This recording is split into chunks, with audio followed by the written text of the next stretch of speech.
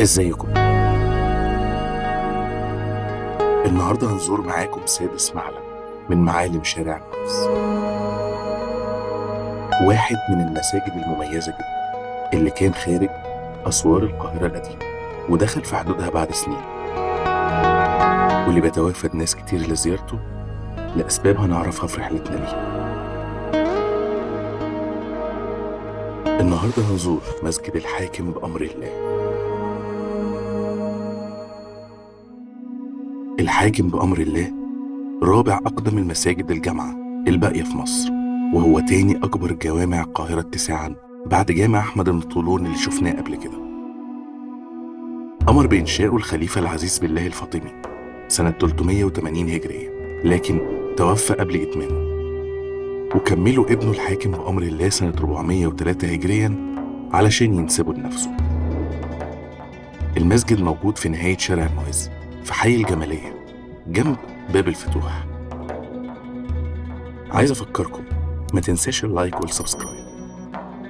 بيمثل مدخله الرئيسي البارز الموجود في الواجهة الغربية، واللي احنا شايفينه دلوقتي أقدم أمثلة المداخل البارزة في مصر، والتصميم ده خد الفاطميون فكرته من مسجد المهدية في تونس. زي ما احنا شايفين الجامع عبارة عن بناء مستطيل الشكل، ويتكون كعادة مساجدنا القديمة من صحن أوسط مكشوف بيتوسط 4 أروقة،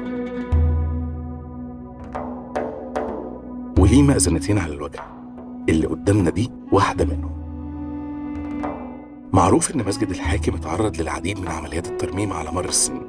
التجديدات الأخيرة اتكست أروقة المسجد فيها بالكامل بالرخام، واتجددت الأسقف والسبيل والميضة.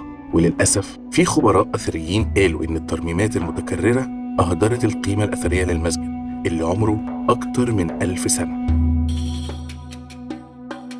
ما تنساش تعمل لايك وسبسكرايب.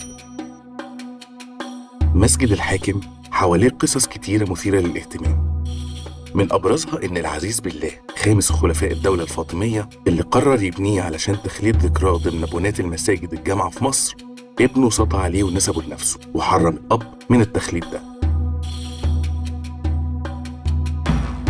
وكمان من القصص المهمة إن الجامع ده عملته الحملة الفرنسية مقر لجنودها، واستخدمت المئذنتين كأبراج للمراقبة. الغريب بقى إن رواق قبلته اتعرف بإنه أول متحف إسلامي في القاهرة، وأطلق عليه دار الآثار العربية.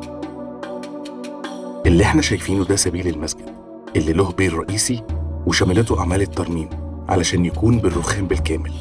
هنا لازم تعرفوا حاجة مهمة جدا، إن أبيار المسجد بتلاقي اهتمام كبير من بعض الشيعة، خصوصاً طائفة البهرة الهندية، وهي إحدى طوائف الشيعة الإسماعيلية اللي بيقال إنهم أنفقوا ملايين على تجديدات المسجد، وده لأن عندهم معتقد بإن المهدي المنتظر هيخرج من أحد الأبيار دي. وعشان كده مسجد الحاكم أحد أهم المزارات اللي بيقصدها الشيعة القادمين من خارج مصر خلال زيارتهم للقاهرة. اللي قدامنا دي كانت الميضة زمان اللي هي مكان الوضوء، لكن دلوقتي ما بتتمليش بالمية غير من المطر.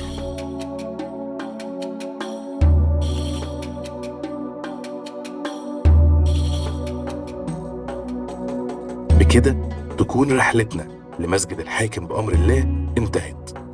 استنونا في رحلة جديدة لمعلم جديد من معالم مصرية.